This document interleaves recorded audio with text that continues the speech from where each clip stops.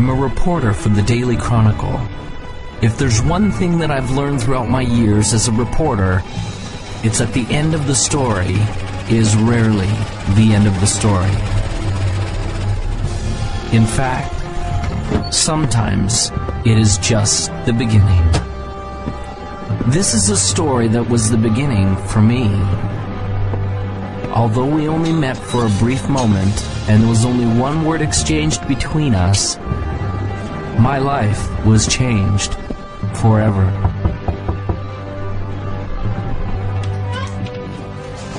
Hello, I'm the reporter from the Chronicle. Come in. Thank you. The interview was with Vincenzo Vivaldi, the world's foremost violinist and composer. I admit I didn't know much about him, but I had my questions at the ready. How did he become such a success? How did he create such a legacy? And what inspired him to learn the violin?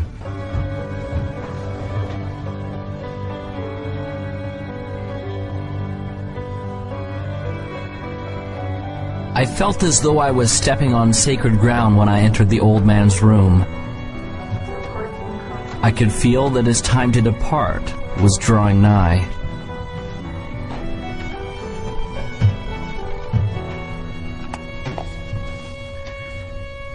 Thank you for seeing me, Mr. Vivaldi.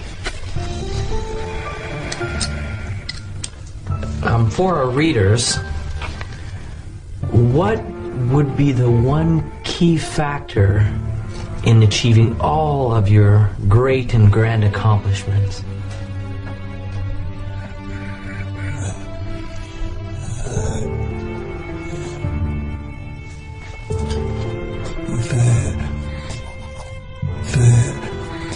The Opus.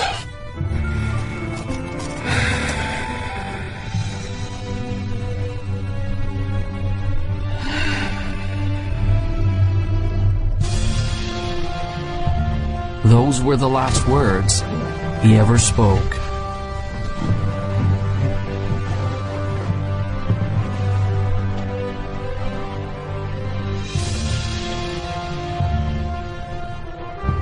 As I left the house that day, I now had a greater question than when I had arrived.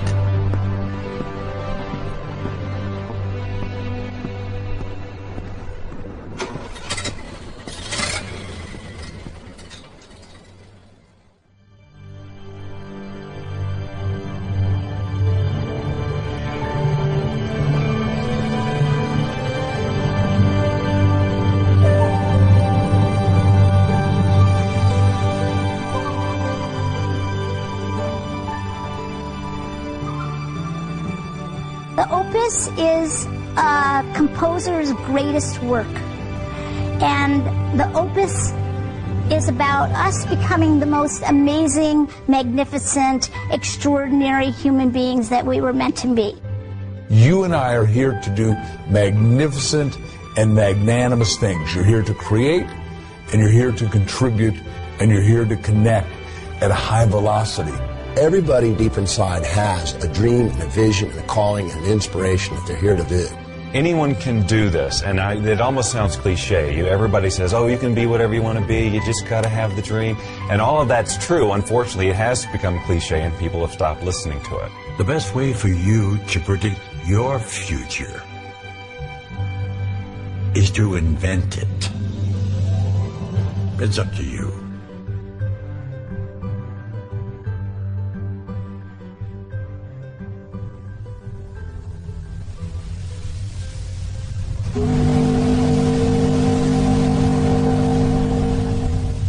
Vincenzo came to America when he was 7 years old.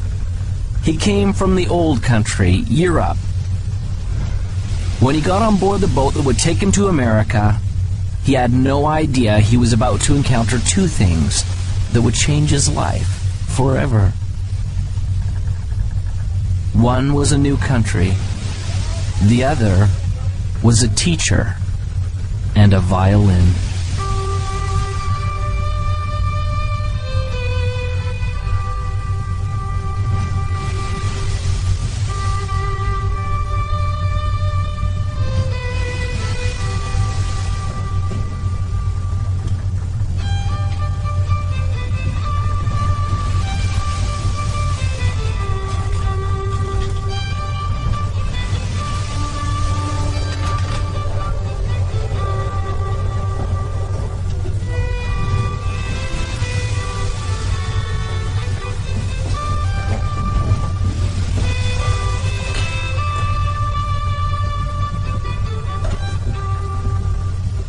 the boy listened, he was captivated, and in his heart he knew that one day he would play this song.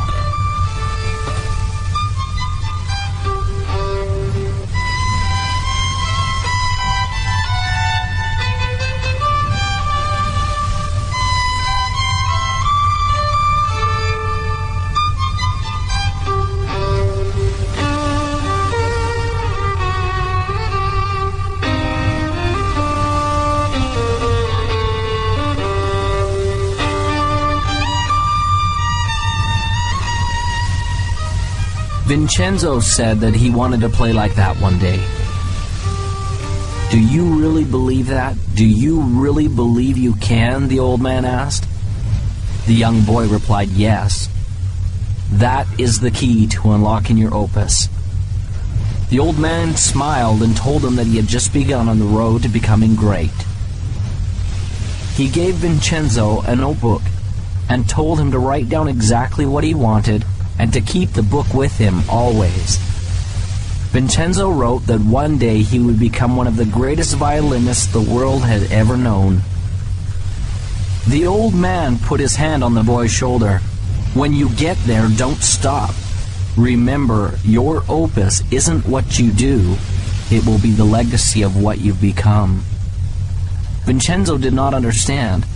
The old master smiled and said, one day you will.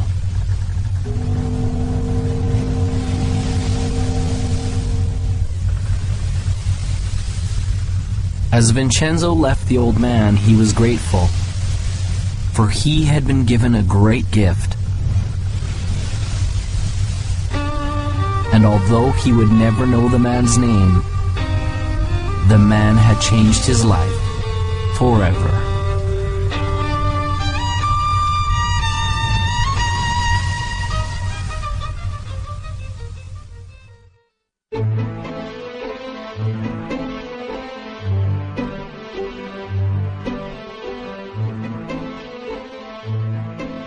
Vision is all about who you've decided to be, as if you had a magic wand that you could wave over your life, that you could actually be and do and have everything that's important to you, where you could be fulfilled and you could be in rich relationships and you could be abundant, attracting wealth and all the great things that we all want in life.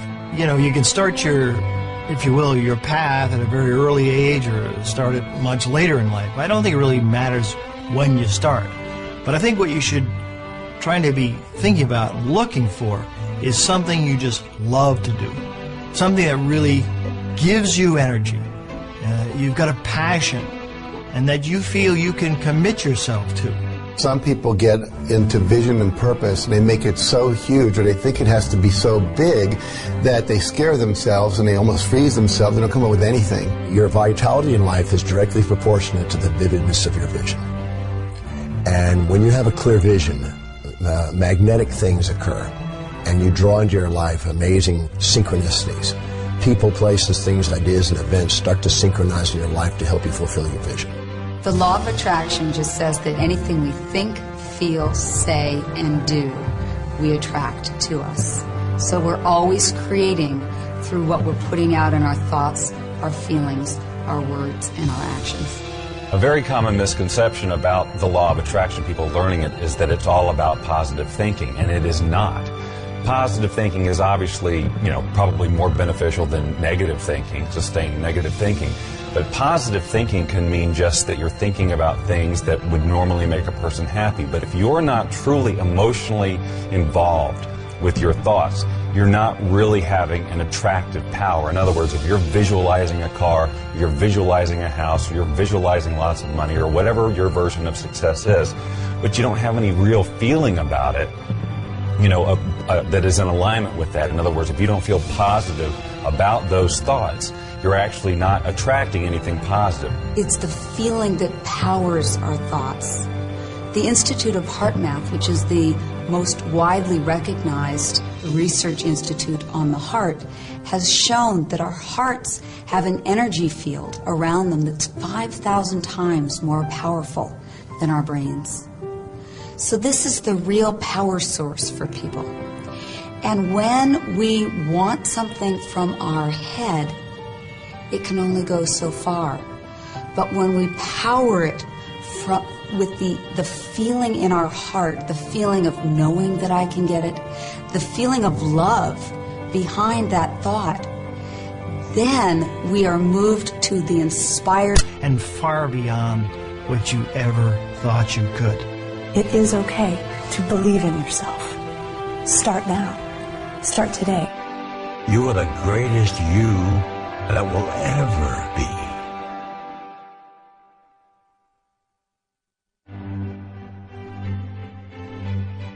Vincenzo had set a goal. He began to see it powerfully and perfectly. It became real.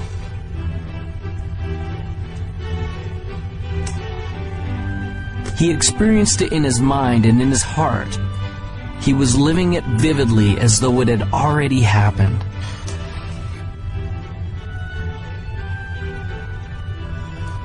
This gave him the momentum to begin.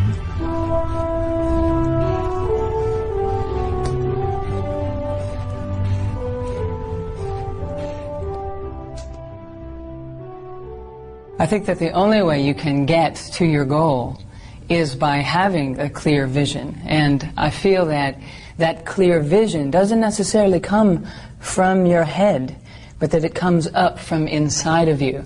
That the more we access our gut feeling, the more that we access our core individuality and listen to what it is that's wanting to be said through us, then we have a clear vision of what we're about. The problem is most people don't really have that clear vision of what success is for them because they've never felt like they were allowed to have that vision for themselves. They always felt like they had to live in to somebody else's idea of what success is. I think one of the steps that people may not do quite properly is that first step of intention. So many times people's intentions are coming out of a feeling of obligation or I should. When I find that people really stop, which is a hard thing to do in our society to stop, but it's the thing that is most required for us to stop and turn inward. Someone asked me one day, if you could have anything that you wanted, if you could have your dream life, if it could look any way that you wanted it to look, what would it be? And I was stumped because I was so used to being good at responding to my difficult circumstances that I even honored myself for being able to make the best of a bad situation. So I would constantly have to wait for bad situations to come around in order to identify who I was and to feel my strength to be able to go out there and do something. And so when someone asked me, well, if you could just be on the front side of something like that and just have it be whatever you would want it to be, what would it be? And I couldn't answer the question. I thought, I've got some different kind of work to do. The only way you can get a clear picture of where you're going and to understand what it is that you want out of life, you must silence the restless thoughts that are going through your mind. And you have to ask yourself, what do I want? How do I feel? And where do I want to go? In the 1960s, President Kennedy suggested that NASA was going to put a man on the moon by the end of the decade. And NASA took the plan and they said, okay, what success look like? Success looks like not man on the moon, but astronauts safely back on Earth. So they said, let's plan from there. So there's a group of scientists who looked forward to success and said, let's work backwards and put the plan in place. Now the problem most of us have is we don't have a clear vision of what success is. I started thinking about the creative process of living your life as it relates to creating music, because I enjoy creating music and I always have. And it comes back, and I saw the parallels so clearly between how the process is the same. When I sit down to write a piece of music, it's generally born out of some inspiration. You know, I don't work under the rules that you have to write this type of piece of music, it's got to be 30 seconds and it's got to be this beats per minute. You know, I have full, because I do it for fun, you know, I have full creative control, so I work from inspiration, just as we should work from inspiration in our lives. That is what should guide us. That is what it should help us to create our vision, the feeling of inspiration, not someone else's sense of passion or their likes or interests, but our own. I have a philosophy of life, and that is this. Achieving any type of goal in your life is 99% intention, 1% methodology. It is being crystal clear about what you want, and the how, the methodology, will show up later. When people talk of clarity, it often gets described as just writing down your goals. The most important element is often left out. That's finding your motivation. If you want to get to your goals quickly, you've got to have clarity on why you want it. What does it mean to you? Why do you need it in your life? And the stronger and more important the why, the more power you will have to pursue that goal.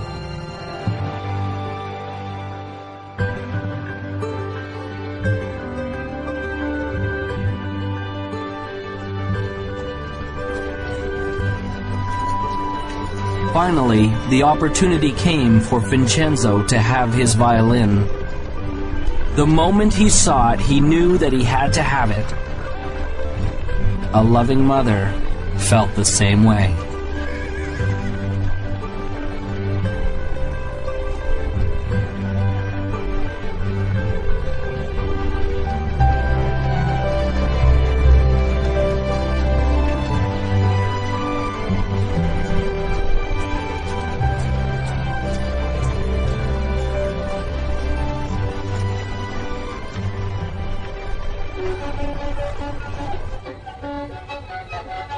It was not as easy as it looked.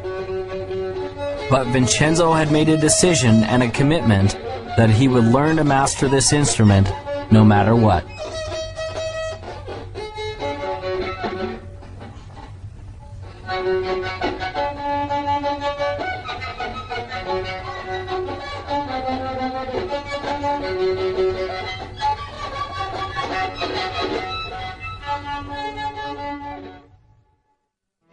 Finding your clarity starts from first setting goals, not just thinking them, inking them, writing them down, having that vision board. Put those things on your board the way you picture your life to be, the lifestyles you want. It's okay to brainstorm it. Start with an idea, oh, I've always wanted to do this, and flesh it out. Really describe what you want your life to be. You may find that it evolves even as you write, and that's okay. Take the time to decide what you truly want, because it isn't until you do that that you're going to be able to stabilize any sort of vibration around it from a law of attraction point of view to attract that into reality. When you're in the achievement process, what is your greatest moment? Some people think that it's when you're at the finish line or at the top of the mountain peak or when your bank account has finally reached that bulging, overflowing amount. If those are your goals, then those moments when you get there may be exciting. There's no doubt about that. But that isn't your greatest moment. Your greatest moment can be measured by three things that make it great. What moment will have the longest effect on your future life? What moment will carry the greatest future consequences?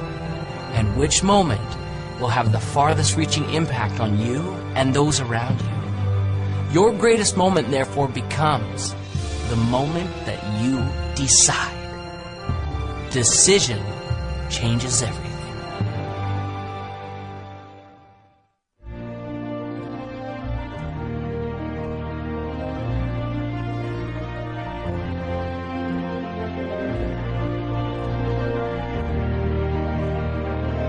As Vincenzo grew from a boy to a man, he never lost sight of the dream.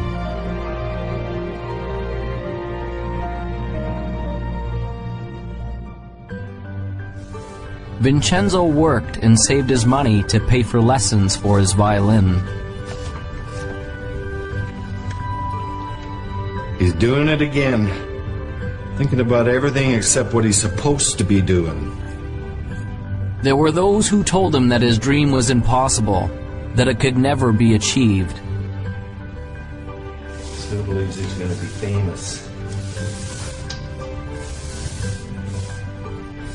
Ladies and gentlemen, the famous, one and only, time-wasting, daydreaming, broom pusher.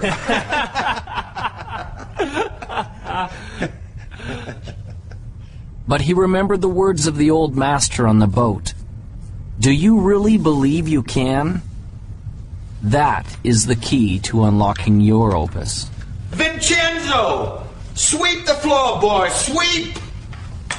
Vincenzo gained courage and continued forward.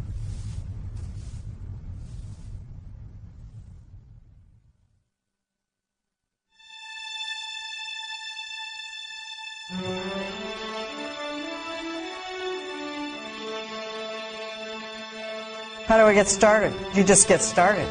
Most people wait. They're waiting for their time. Wait till I know more. Wait till I do more. Wait till I learn more. Wait till my time is right. Your time is now. So just get started. You can't sit on the couch and eat potato chips and expect things to happen. You visualize and you materialize, yes, but you must act. A mediocre plan today is far better than a perfect plan tomorrow, because tomorrow never comes. We all know that New Year's resolutions last 30 days or 3 weeks or 3 days or for some people 3 hours. And that's a result of this great commitment. And what I want people to do is to step back and, interestingly enough, to essentially dial it down. Focus on what you can do, not what you could do. If you can't get the big picture, start with the small stuff. A decision isn't something you take lightly. It isn't a wish or simply saying, I'd like to. There will be no power in it until you say with clarity, I will do it, and attach that commitment to some action. What will you do to get things started? I'm a big believer in planning.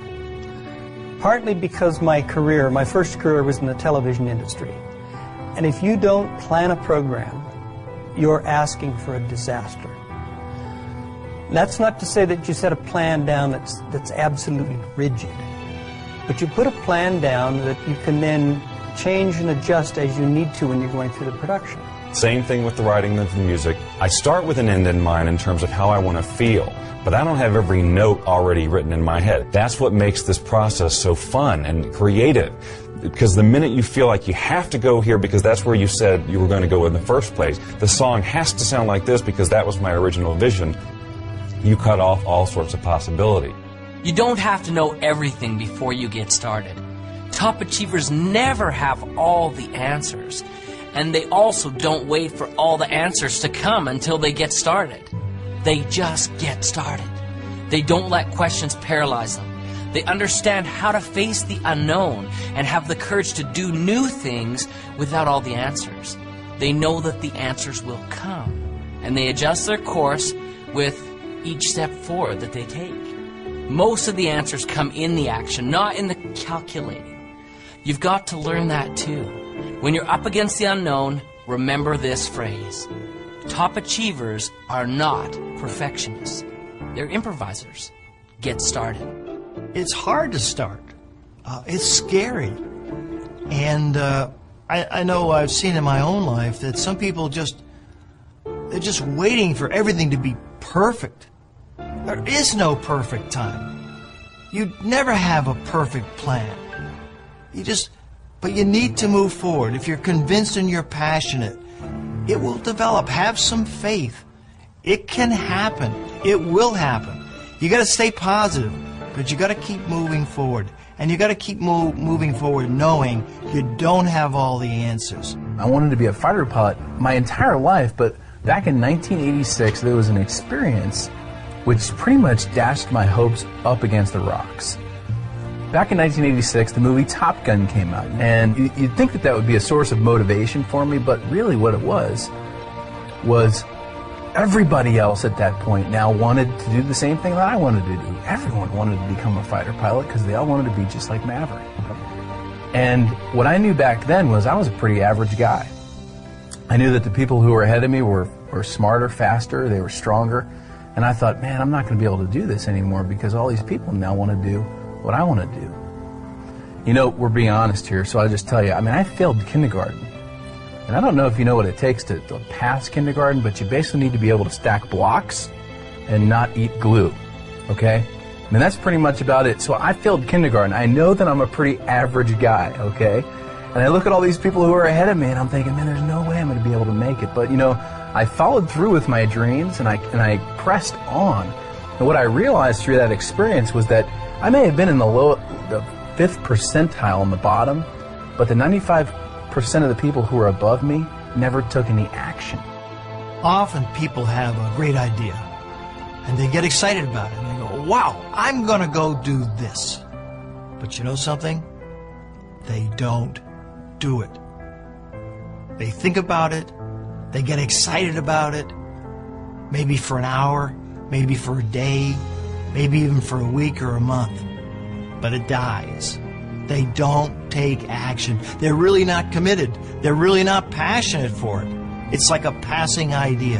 And so one of the things to be successful, one of the most important things to be successful is, okay, you've got a dream, you've got a vision, you've got plans, and now you've got to go for it. If you believe in something fully, you take action. I always tell people the last 6 letters of the word attraction spell action, and most people are focusing on this part and they're not doing the doing this. So when you believe that it's going to happen and you're visualizing clearly and you're holding all that energy, what will happen is you'll start attracting to you not necessarily the car, but opportunities, strategies, resources, books, etc. that will come into your life. If you don't take action, you won't get the results. You must take action. It may be very small, it may be very big. It's what I call inspired action, because it's something that's coming from within you. You get a little knock at the door that says, attend this seminar, go to this movie, buy this particular book, whatever it happens to be. Your part in this co-creation process is to do it. I was successful, really, in a lot of ways, just because I went and did it. I took action. And so you're sitting here today, you've got a dream, you've got a goal, you've got an aspiration, you might have an invention, $1 million idea.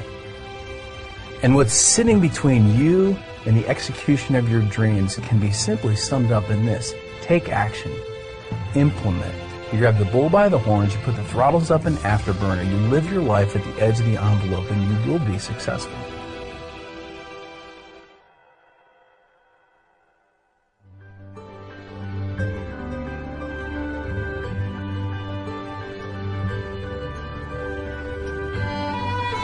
Vincenzo continued seeking additional understanding and education wherever he could, surrounding himself with other masters who could help him find his gift and develop his passion.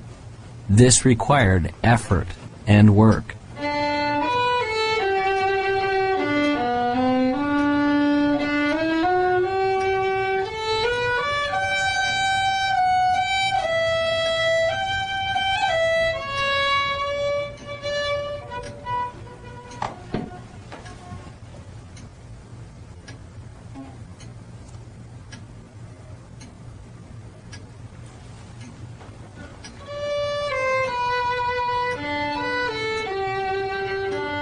As he practiced and persevered, his skills became more fine-tuned, and the instrument began to sing.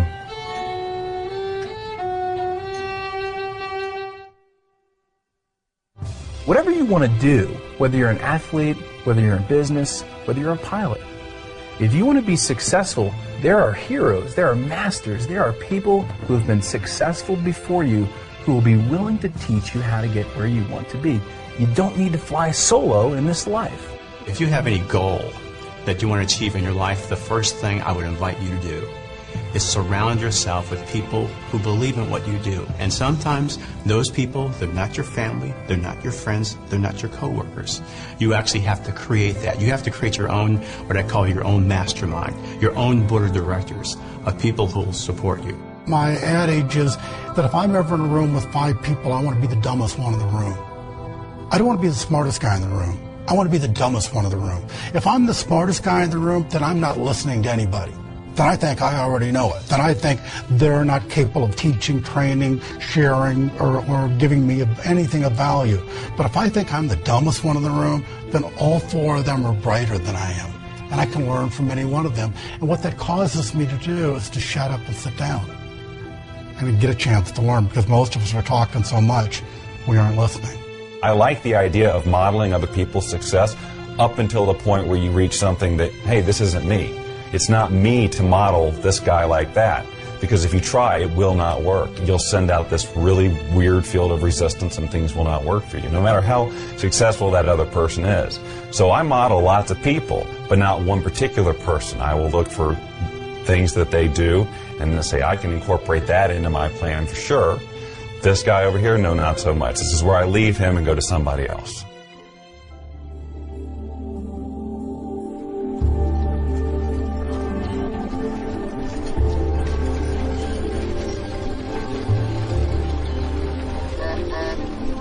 Whenever there is greatness, there is also adversity. When we work, there will be obstacles. Vincenzo's obstacle came when he turned 17. One day, as he was walking to his teacher's to practice his violin, he found that his vision began to blur. Soon, there were great dark spots appearing before his eyes. And one day, he woke up totally blind. He could not see. This proved to be a big adversity.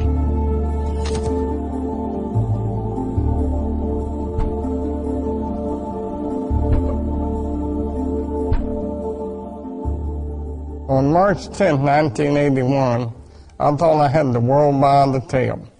I was Mr. Egotistical. I was self-centered. I was center of the whole universe, and so I thought. I was very successful. I'd gone into the life insurance business, making a lot of money.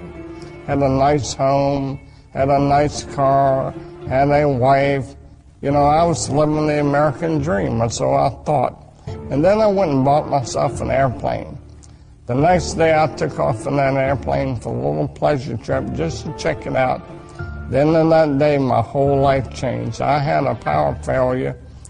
When I was landing, the engine failed. I had some power lines and crashed. I was just entering my senior year, and I wasn't really going out much. We had moved to a new town, and I was feeling a bit awkward in my skin. I went out, and I met someone I thought, oh, he's the one, and ended up pregnant in my senior year. And if you want to be judged, I was going into a school where there were nuns, and they were convinced, and so was my entire school system, that found out I was pregnant in my senior year, that I was going to go to someplace with the letter H and 3 letters that followed. And it took me a long time to regain my self-esteem. And so my life started out as a pregnant teenage runaway. When I was born, my parents didn't know that I was didn't think that I was going to be a little person, of course. So that was a big surprise. And they had some difficulty with it, some challenges with it. Then I went off to school, and I had challenges with kids there teasing me, calling me names, stuff like that. 4 days later, I woke up in the hospital. I was in coma 4 days, and I was in bad shape. My neck was broken at the first and second cervical vertebrae, and my spinal cord was crushed. The nerves that control my diaphragm were destroyed, and I couldn't breathe. My swelling from your flesh was destroyed, and I couldn't eat or drink. Every muscle in my body was destroyed. I couldn't do anything but blink my eyes. My bowel, blood, and kidneys didn't have function. I lay there for 8 months in that hospital. All I could do was blink my eyes. The doctor said it was hopeless. I prayed that I could learn something through this experience, and maybe one day I could help others through it. Well, I gave birth to a little baby girl, and I kept that little baby girl for 5 months. And it was a tough 5 months. It was a tough road to hoe. I worked 3 jobs, and I couldn't really make my ends meet. One day I made a decision to place her for adoption. And when I did that, and the lady came and took her away and drove away with my baby, I thought I was the worst sinner on planet Earth. And it took a long time for me to regain self-esteem and to come to know myself, that I was a valuable person and I was a valuable part of this society. And in 4th grade, a turning point came for me, one of the first ones, when I realized that being a little person wasn't something that, wasn't a costume that I could take off one day, that actually I was going to be a little person for the rest of my life. And my friends were now at least 1.5 to 2 feet taller than me. I wasn't just the short kids in the class. I was now significantly different. 8 months later, I walked out of the hospital on my own 2 feet. The doctor said it was impossible, but I walked out of there. But that wasn't the end of the journey. That was just the beginning, because I had 5 more years of intense occupational physical therapy. So I went to work. And when I went to work, I decided I was going to make something of myself. And maybe one day I'd see that little girl again, and maybe I'd be able to be an example, a living example of something wonderful.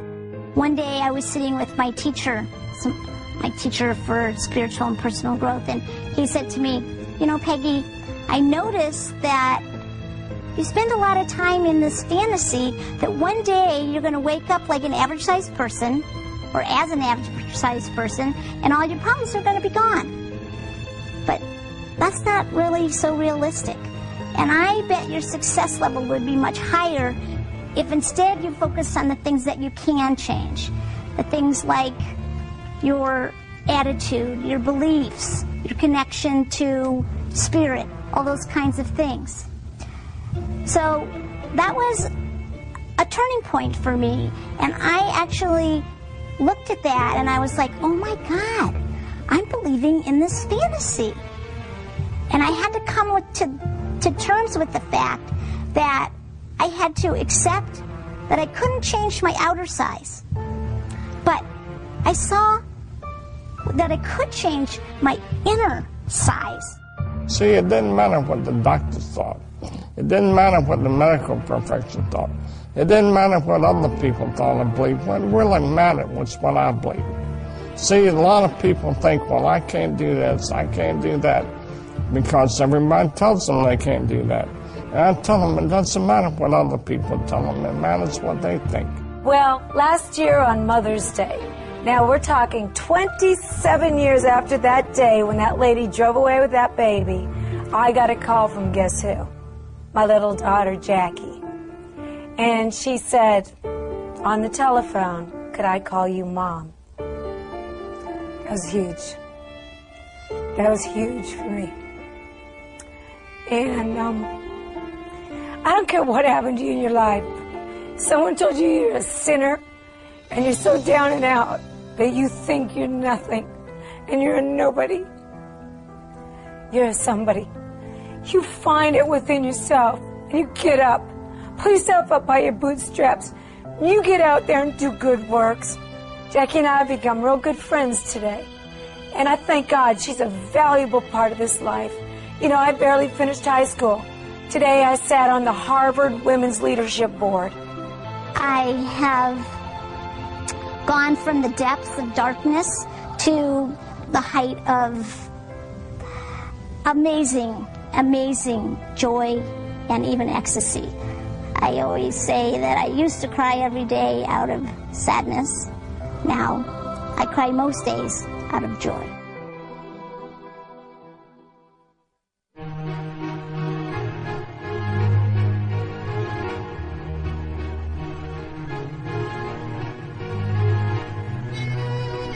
Vincenzo continued to practice his instrument,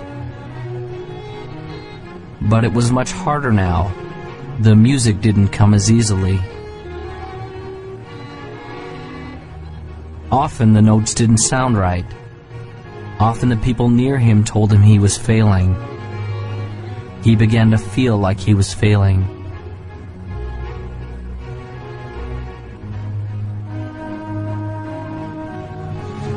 I can't.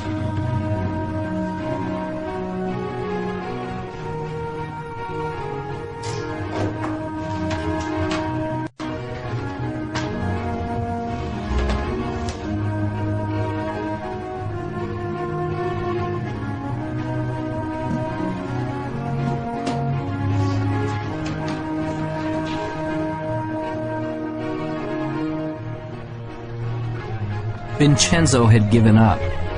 He felt like he had been robbed of the gift he had been given. His heart ached as he approached the entrance to the merchant's store.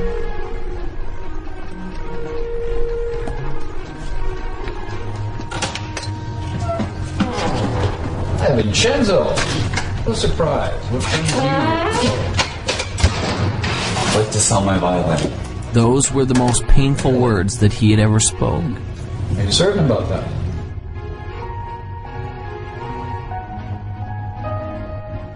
Well, let's have a look, shall we?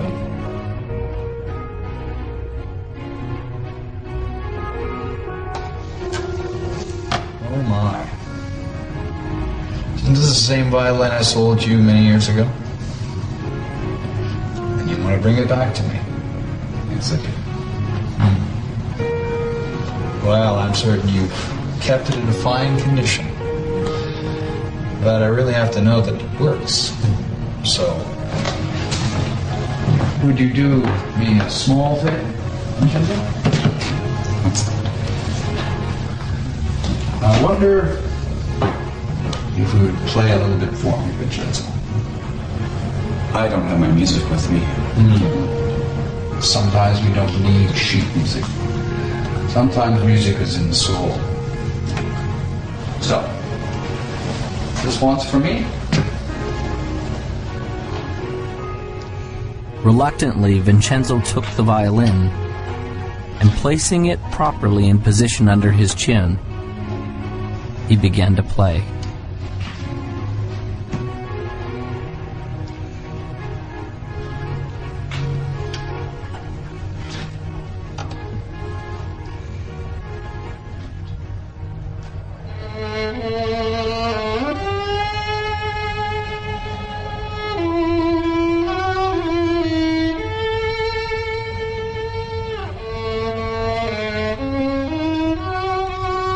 He began playing slowly at first, until his heart began to play the notes. As he did, something magical began to happen. He began to feel the power of the music once again.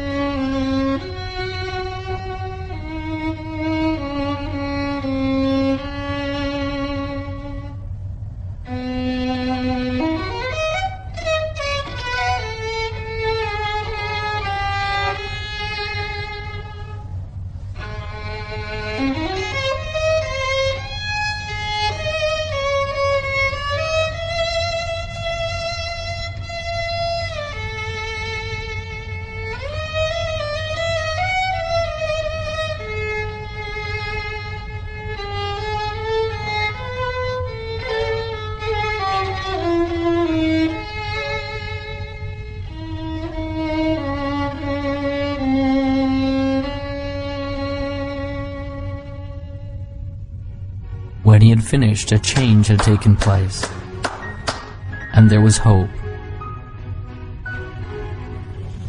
I can't sell you my violin. I thought as not. You keep the violin, Vincenzo, and play, all right? Vincenzo left the shop with a resolution that he would never again give up on his dream.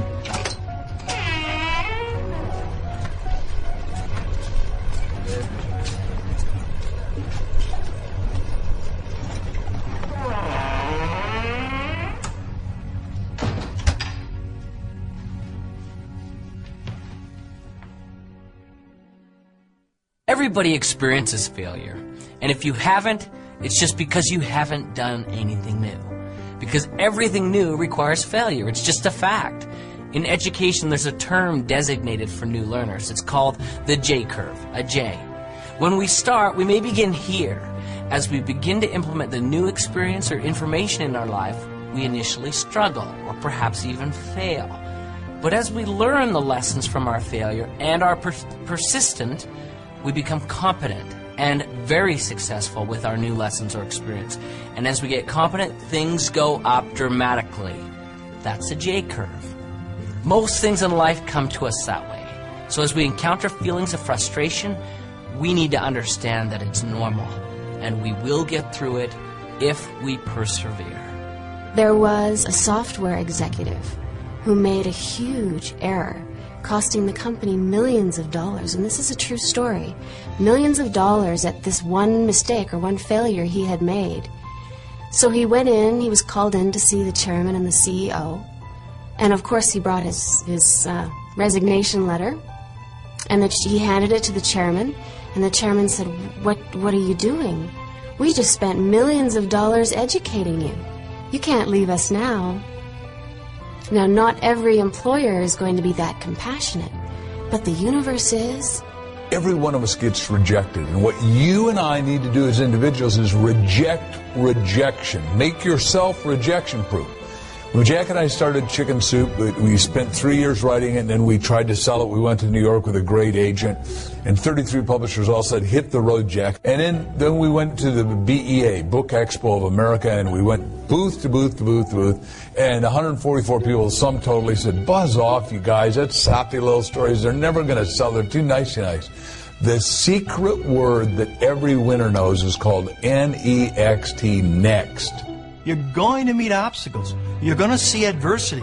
It's going to happen to you. I guarantee it. So what gets you through it? It's your passion. It's your energy. It's your commitment to this game plan. And wow, it can be very, very exciting. I have never met a successful person who hasn't failed.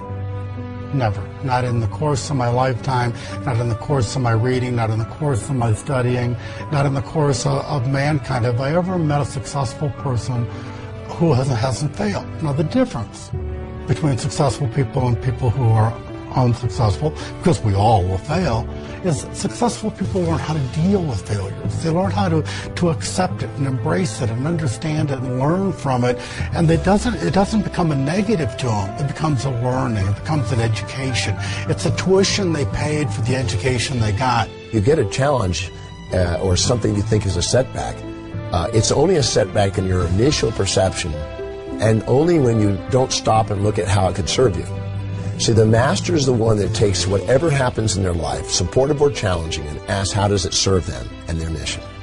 Because it's never what happens on the outside. It's always how you perceive what's on the outside. So if you can take a challenge and you say, okay, so how are I going to use this to my greatest advantage, and what are the benefits that I'm going to get from this, and how is it going to help me fulfill my highest values, and how is it going to actually give me a great step forward? If you ask that question and answer that question, it's not an obstacle. An obstacle is only when you've chosen to see only the drawbacks without the opportunities. Some people are so worried about failing, they don't start. And so one of my friends says, you don't have to get it perfect, just get it started. And then in the process of doing it, you will learn. What is failure? That's easy. It's not trying. It's not getting in the game. It is thinking about it and not doing. You know, you cannot fail if you try.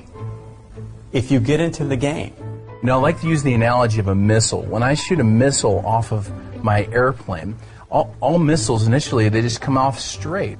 And any engineer will tell you that a missile actually requires mistakes. It actually requires errors in order to become successful at hitting its target.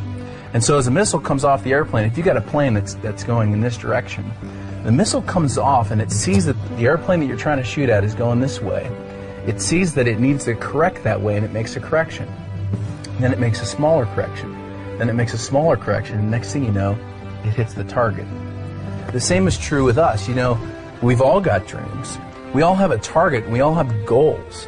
A failure-minded person goes down the road towards their goals. They hit that first obstacle, and they go, I'm a failure. I always fail. And they turn around and they give up their dreams. A success-minded person hits that first obstacle and they go, you know what, I'm going to be successful, and they make a correction just like that missile. They hit the next obstacle and they make a little bit other correction just like that missile. And next thing you know, they find that they've zigzagged their way to their target, to success. When I was learning to walk, my parents didn't say, oh, Jack failed after 7 tries, let's give up. They said, just, keep coming, boy. However long it takes, you're going to make it. And for me, I've read so many stories about Thomas Edison, who had 10,000 experiments to invent the light bulb, and when someone said, you failed 10,000 times, he says, no, I never failed once. He said, I invented the light bulb. It just happened to be a 10,000-step process. You're going to have some setbacks in life, some challenges, some difficulties, and those are the days which really test what happens. Maya Angelou says it like this: if there's something in your life you don't like, change it. But if you cannot change it, change your attitude. That is why it's critical for you to work on your attitude and thought, to have a reservoir from which to draw from before you need it, because you're going to have some days which test you, which try you, which really push you to the edge. And those are the days that you need to make sure that you have a positive outlook, a positive inlook and a positive uplook, that you are thankful and grateful for all things, even the challenging things, because it is through the challenges that we grow, that we stretch, that we start to become all that we can possibly become. In our society, so often we focus on problems and obstacles and challenges and failures, and those kind of things paralyze us. They cause us to stop because we can't really see beyond that. But the truth of the matter is, if we look carefully, we'd see very clearly there is no such thing as a problem. Everything is a puzzle. And there are answers to puzzles. So when you run up against something that you're not sure of, doesn't mean it's a problem. Doesn't mean you can't get around it. You just need to find the right answer for that puzzle. I've decided that every single thing that happens is a success. Everything. There's a learning experience, maybe I achieved whatever the goal was, but I'm going to go after something else. I just learn, grow, and go.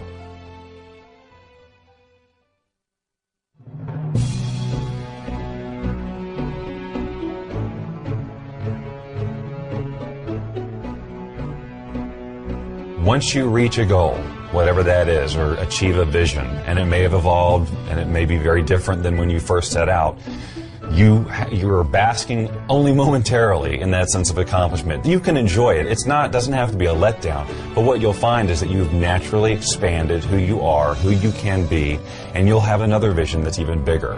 If you want to have like success become an ongoing habit, here I am at the top of my game, 100 million books sold and so forth. For me, it was never about selling books. It was always about making a difference. You can't stop making a difference. Making a difference is something that continues forever. It's the little things that you do on a daily basis that get that momentum ball turning. And all of a sudden, after a while, you have so much momentum behind you, you couldn't stop it if you tried. You can have addictions that are actually good for you, that are actually taking you forward in life, that are actually keeping you healthy and happy. And success is one of those. When you start tasting success, you want more of it. Aristotle said, excellence is not an act, it's a habit. So you get in the habit of excellence, and then you can go as high and dimensional and multi-passionately purposeful as you want, which is, you don't want to just do one thing, you want to do a multiplicity of things, because when the game called life is over, you look back on life, the only thing you can take with you is your memories. So you want to create a basket full of life memories that are worthy of you, that are valuable, that are vital, that are just exquisitely good.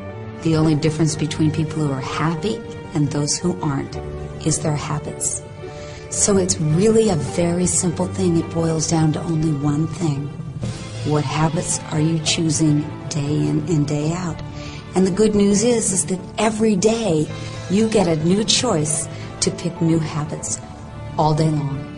Every decision you make in every moment is determining the habits that you'll have today and tomorrow and the next day, and the outcomes that you'll have in your life.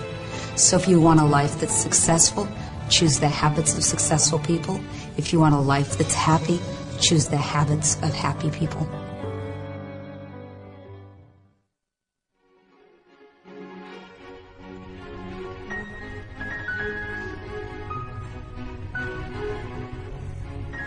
Thank you all for coming tonight.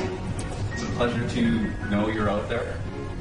I'm going to be playing a piece. Slowly, Vincenzo was offered opportunities to perform his music at local venues. Although these locations were not ultimately where Vincenzo wanted to be, he poured his heart into each of these performances.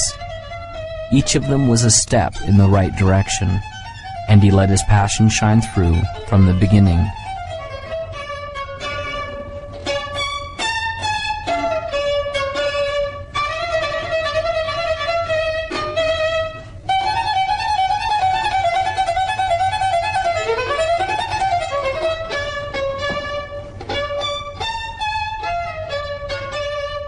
As can be expected, this wasn't always easy. There were times he was afraid, but as he faced each challenge and each frightening moment, he seemed to build momentum and increase in his greatness.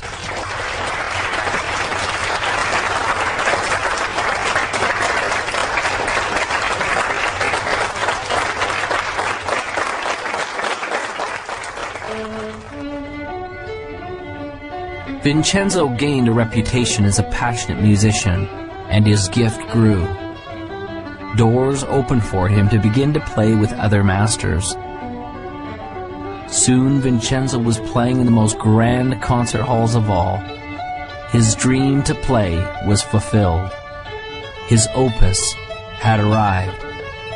But was the journey complete?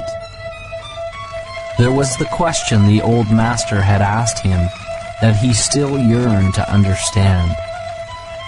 Your opus isn't just what you do, it will be the legacy of what you have become.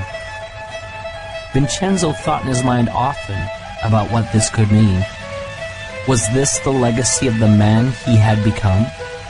The man who played in the largest concert halls?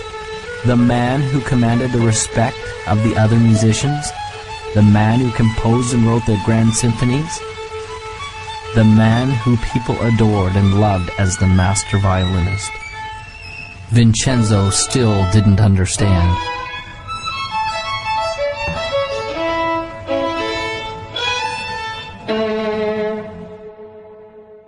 I think we have in our own DNA, sort of this need, if you will, of assisting others and helping them move forward towards their own goals or vision. And some of the greatest rewards in my life have been watching the success of others that I have been associated with. Henry James said that nothing of the senses will ever satisfy the soul. The only thing that satisfies the soul is gratitude and love. And when you have gratitude and love, whatever you're grateful for, whatever you love, you get more to be grateful for and you get to have more love. And so the second you achieve something, you're automatically yearning inside and called inside to ever greater achievements. We're all here for what purpose? We're here to give. We're here to interact. We're here to create. We're here to love and to support. And those are all giving. Those are all giving things. Most of the successful people that I know have a basic, fundamental, philosophical foundation that says giving back is the key to success. A friend of mine asked me recently, he said, what's the purpose of the universe? Now, no one had ever asked me that. Life purpose, corporate purpose, all that. What's the purpose of the universe? And I went back to my physics and I thought, well, what is the universe doing? It's expanding. Ever since the Big Bang, it's expanding. And I said, well, is it to expand? And he said, absolutely. And he said, anything you do that helps people, corporations, countries expand, you're in alignment with the universe. And when you're in alignment with the universe, the universe will support you. It'll give you the resources you need. Anytime you cause contraction, you cause conflict, then you're against what the universe is about. When we feel expanded, it's the universe's message of saying we're on course.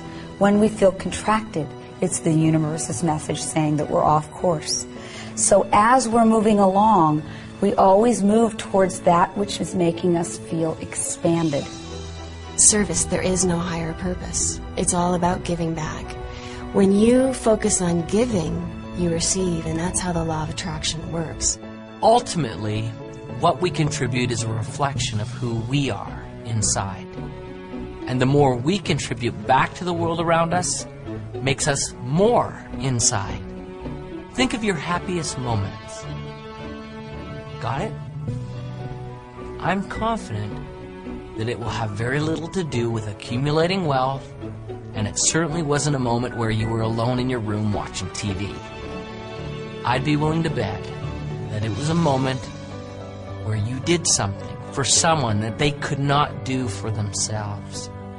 Or when you helped someone realize a dream, or you shared a little of you, the real you. And in the end, isn't that what life is all about? It's never about what you had. It's about what you did and the difference you made while you were here.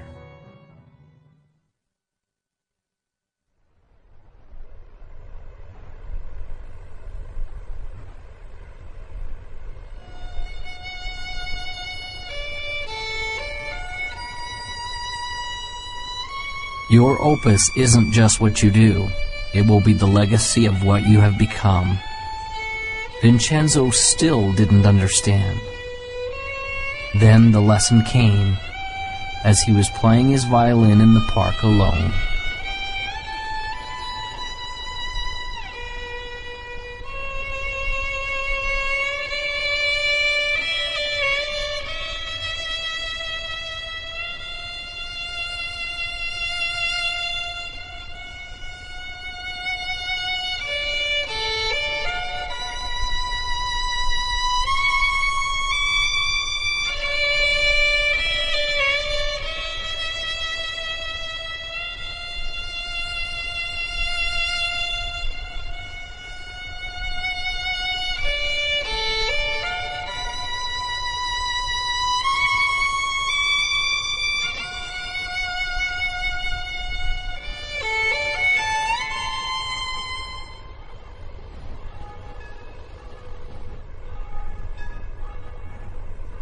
And so Vincenzo passed along the message that had changed his life.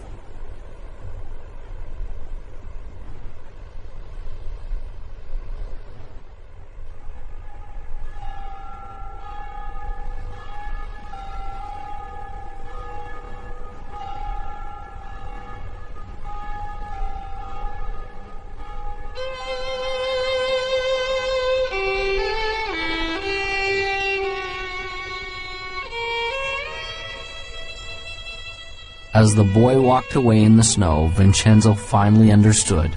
It was almost as if the voice of his old friend, the master, came to him. Remember, your opus isn't just what you do.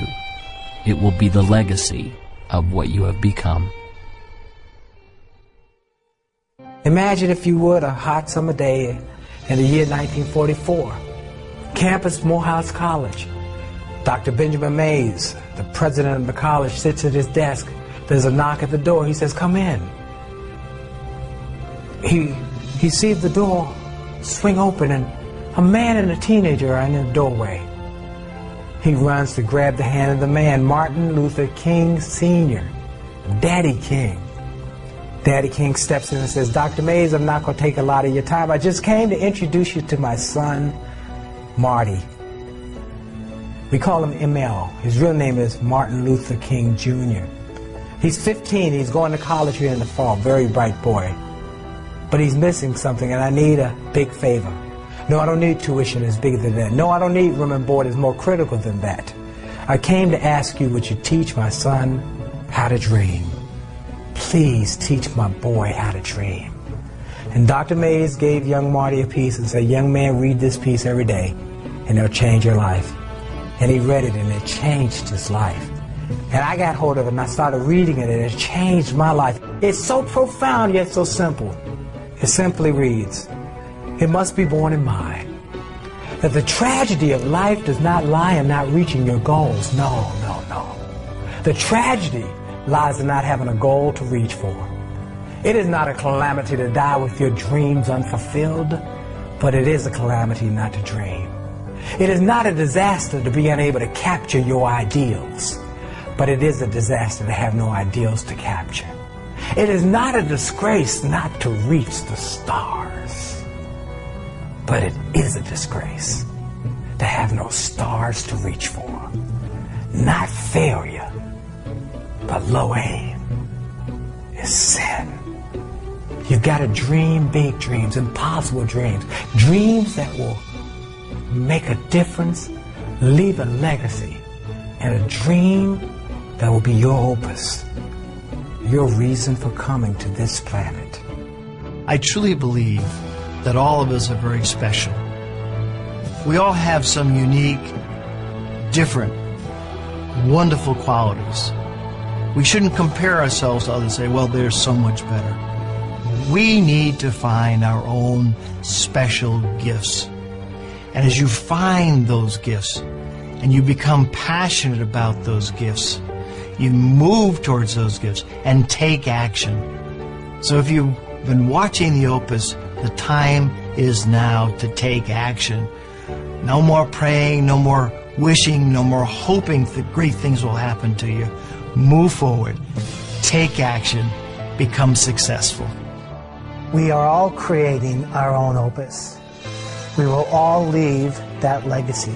You come to the end of your life knowing that you have lived from the inspiration of your heart and that you've lived a life of love and of joy and of happiness. Because I tell you, you can achieve success in life, and that doesn't guarantee happiness. We have to come from love and from that inspiration of why am I here, and you'll be happy and you'll be successful. You know in your heart that you want to do something. It might be open a business, it might be open a service, it might be write a book, it might be do any number of things. It's unique to you, but you haven't done it yet. You now have the beginning of some motivation. Your heart is pumping a little faster. The sweat is on your brow because you are excited about this. I want you to take action. I want you to go out there and do something. I want you to dare something worthy. I want to be able to say at the end of my life, did I do everything I could with everything I was given? I want to be able to say absolutely. So it's never done. As long as you're green, you're growing. As soon as you're ripe, you're raw. The joy in your life, the passion in your life, and the success in your life will come when you're brave enough to say, this is me, and then go be that person. Most people tiptoe through life hoping they make it safely to death. And life is more than that. It's more than just tiptoeing from the time you're born to the time you die, making it from day to day. It's much more than that. But yet, most people never realize that. I know that I'm not just a body and a personality, that there's something much, much deeper and greater and actually magnificent inside of me, something extraordinary. And the more that I live from that place, the more that I'm able to see inside of other people that they're extraordinary, that they're awesome, that they're amazing. And the more and more I live from that place, the more I see that each moment of my life is amazing and magnificent. That is the gift that's come out of my challenge. That is my opus. Now you have the tools. You have a vision. You believe you can do it. You're clear and you know why you want it. You have a first action to get started with. You know where to go for help. And you know failure can't stop you, only slow you. You are the composer of your life. And your greatest moment is before you. It is decision. What will you decide to do now? What will your opus be?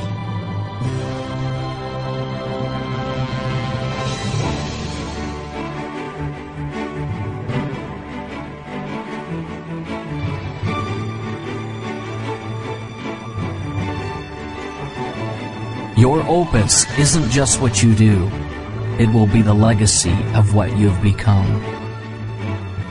One of God's greatest requirements with lasting success is to teach the man who possesses it, to teach him about himself, and to allow him to contribute what he has been blessed with back to the world.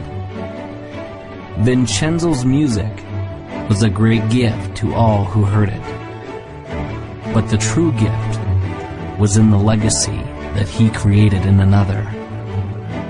This was truly his opus.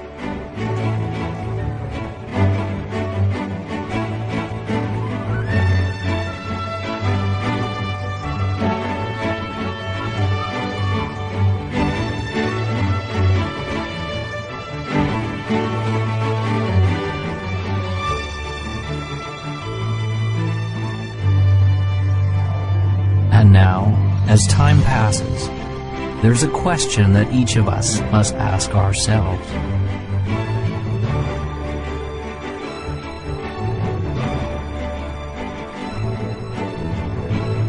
What will your opus be?